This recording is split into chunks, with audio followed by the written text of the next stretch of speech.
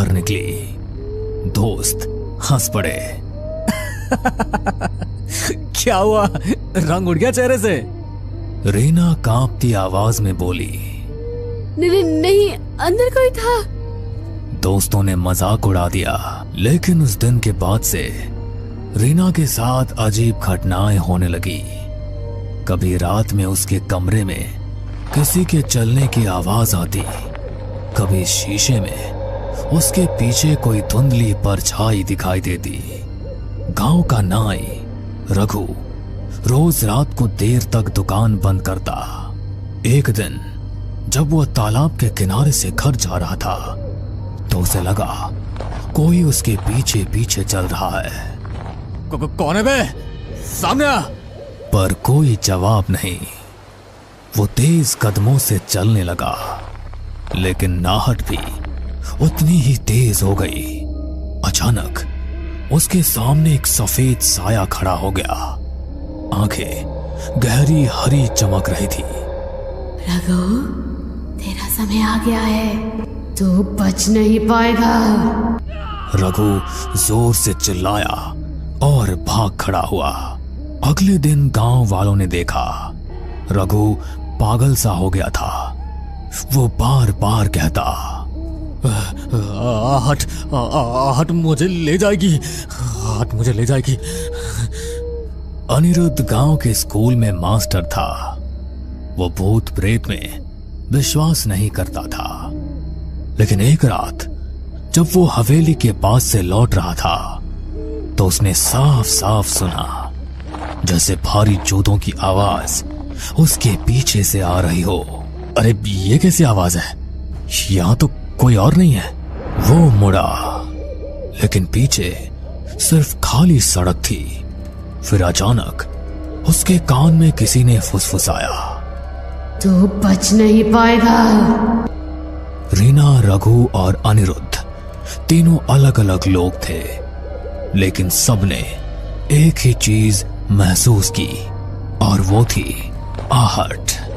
गांव में धीरे धीरे डर फैलने लगा। लोग कहने लगे कि हवेली में दबे किसी रहस्य की वजह से ये सब कुछ हो रहा है। गांव भैरवपुर में अब हर कोई हवेली का नाम लेते ही सिहर उठता। रीना का चेहरा अब पीला पड़ चुका था। रघु पागलपन की हद तक डर चुका था, और अनिरुद्ध मास्टर भी अब रात को अकेले निकलने से कतराने लगा था। लेकिन ये डर यहीं नहीं रुका। सविता रोज रात को अपने आंगन में तुलसी को दिया जलाती थी। उस रात भी उसने वैसा ही किया, लेकिन जैसे ही दिया जलाया उसे लगा मानो आंगन में कोई खड़ा है। कौन है वहां? अंधेरे में कुछ भी नहीं दिखा, लेकिन हवा का एक तेज झोंका आया और दिया बुझ गया।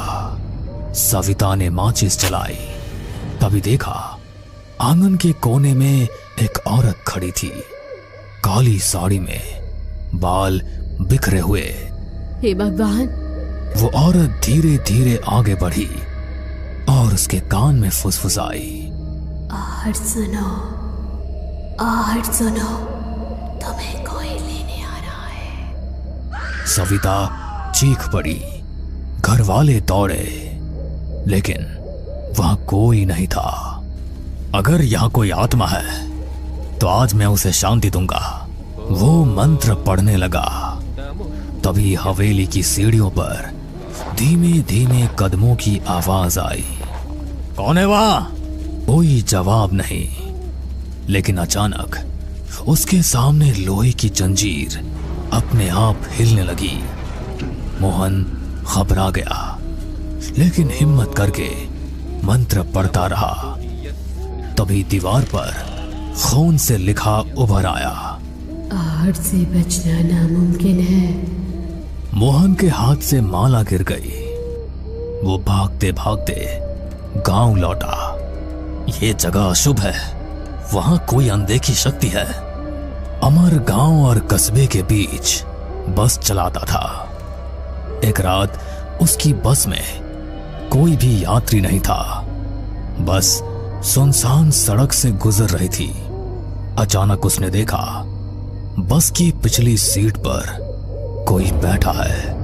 उसने शीशे में देखा सफेद कपड़े पहने एक आदमी जिसका चेहरा धुंधला था। अरे कौन है? टिकट तो लो। कोई जवाब नहीं। अमर बस रोककर पीछे गया। सीट खाली थी। वो लौटकर ड्राइवर सीट पर बैठा। तभी उसके कान में आवाज आई, बस चलते रहो, आखिरी मंजिल तो मेरे पास है।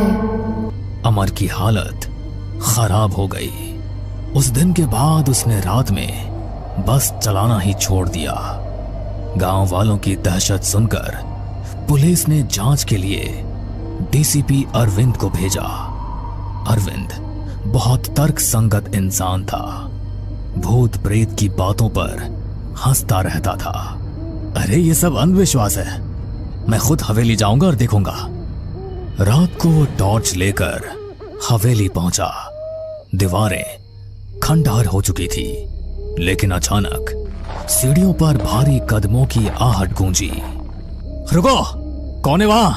उसने टॉर्च जलाई। सामने कोई भी नहीं था, लेकिन अगले ही पल उसे लगा जैसे किसी ने उसके कंधे पर हाथ रखा हो। वो पलटा, वहां सिर्फ हवा थी। फिर उसने कानों में साफ सुना, तू सच जानना चाहता है तो तहखाने में उतर। अब तक अलग अलग लोगों ने अलग अलग तरीके से आहट सुनी थी। सब घटनाएं अलग अलग थी, लेकिन एक ही बिंदु पर जाकर जुड़ती थी, आहट। मुझे लगता है हवेली में कुछ राज छिपा है। जब तक पता नहीं चलेगा ये सब हमें चैन से नहीं जीने देंगे। अरे तू पागल हो गई है क्या? तू फिर से वहां जाना चाहती है? हाँ, अगर सच्चाई सामने नहीं आई तो यह आहटें हमें ऐसे ही डराती रहेगी। गांव भैरवपुर अब दहशत का पर्याय बन चुका था। लोग रात को घर से बाहर निकलना बंद कर चुके थे। हर कोई वही सुनता, धीमे कदमों की आहट। रीना का डर अब जिज्ञासा में बदल चुका था। उसने तय किया कि वो हवेली के तहखाने तक जाएगी, लेकिन अकेले जाना मुमकिन नहीं था। उसने अंकित, मास्टर अनिरुद्ध और पुलिस अधिकारी अरविंद से मदद मांगी। हमें सच का पता लगाना होगा, वरना ये आहटें हमें जिंदा खा जाएंगी। ठीक है, मैं पुलिस वाला हूँ, पीछे हटना मेरे बस का नहीं। चलो आज रात तहखाने में उतरते हैं। रात के 12 बजे चारों लोग हवेली पहुंचे। अंदर सन्नाटा ऐसा था कि अपने दिल की धड़कन तक सुनाई दे रही थी। अचानक सीढ़ियों पर वही आवाज गूंजी। रीना का हाथ कांपने लगा। अरे डर मत, हम सब साथ हैं ना। सब लोग तहखाने की तरफ चलो। हवेली के पीछे एक पुराना लोहे का दरवाजा था जिस पर जंग लगी थी। अरविंद ने जोर से धक्का दिया। दरवाजा चरमराते हुए खुला और बदबू का एक तेज झोंका आया। सीढ़ियां नीचे अंधेरे में उतर रही थी। चारों लोग नीचे उतरे। तहखाना ठंडा और सीलन भरा था। दीवारों पर काई जमी थी और बीचों बीच एक टूटी चौकी रखी थी। देखो वहाँ। दीवार पर खून से लिखा था, आहट मेरा श्राप है, जो सुनेगा उसका अंत होगा। ये सब किसने लिखा होगा? तभी तहखाने के कोने से एक सफेद धुंधला साया उभरा। सबके कानों में वही आहट गूंजी।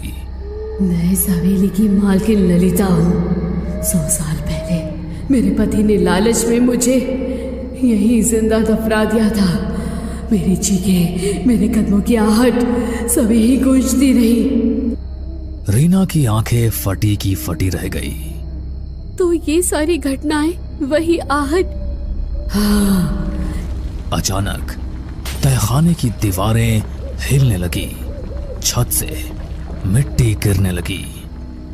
ये क्या हो रहा है? मेरा श्राप अनंत है। जो सच जानता है वो भी आहट से बच नहीं सकता। रीना, अंकित, अनिरुद्ध और अरविंद चारों बाहर भागने लगे, लेकिन हर तरफ से आहट की आवाज आने लगी। कभी पास, कभी दूर, कभी ऊपर, कभी नीचे। सभी हवेली से बाहर आने लगे। तभी अरविंद ने सबसे कहा, अगर हम इस हवेली को ही जला दें तो शायद ललिता का दफन शरीर भी जलकर मुक्ति पा लेगा और आहट का ये पूरा किस्सा ही खत्म हो जाएगा। उसके बाद सबने मिलकर पूरी हवेली में आग लगा दी और सभी हवेली से बाहर निकल आए। हमने सुना भी था कि हवेली की मालकिन अचानक गायब हो गई थी। असल में उसे मार दिया गया था। फिर अगले दिन लोगों ने हवेली में सामूहिक पूजा करवाई। उस दिन पहली बार कई सालों बाद गांव में रात शांति से बीती। लेकिन कुछ दिनों बाद रीना अपने कमरे में पढ़ाई कर रही थी। खिड़की से ठंडी हवा आई। अचानक उसे लगा जैसे कमरे के कोने से धीरे धीरे कदमों की आहट आ रही है। उसने कांपते हुए कहा, कौन है? कोई जवाब नहीं मिला, बस वही आवाज। रीना की आंखों में डर फिर से उतर आया। भैरवपुर गांव में हवेली का रहस्य तो खुल गया, लेकिन आहट अब भी जिंदा है। कहते हैं जो एक बार ये आवाज सुन लेता है उसकी जिंदगी कभी पहले जैसी नहीं रहती। आहट सिर्फ एक आवाज नहीं, बल्कि एक अंधे का साया है जो हर जगह आपके पीछे पीछे चलता है। बस कभी वो आहट सुनाई देती है और कभी नहीं सुनाई देती, पर डर की दस्तक लेकर आहट सभी के आसपास चलती रहती है। हमें पूरा यकीन है दोस्तों कि आप लोगों को ये कहानी जरूर पसंद आई होगी। अगर आपके साथ भी कुछ ऐसे अनकहे किस्से हो चुके हैं तो प्लीज हमारे साथ शेयर करें। हम जरूर अपने चैनल पर उनको दिखाएंगे। हमारी ईमेल आईडी नीचे डिस्क्रिप्शन बॉक्स में दी गई है, तो प्लीज हमारे वीडियो और चैनल को शेयर एंड सब्सक्राइब करें और बने रहे हमारे साथ ऐसे ही अनकहे किस्से और कहानियां सुनने के लिए।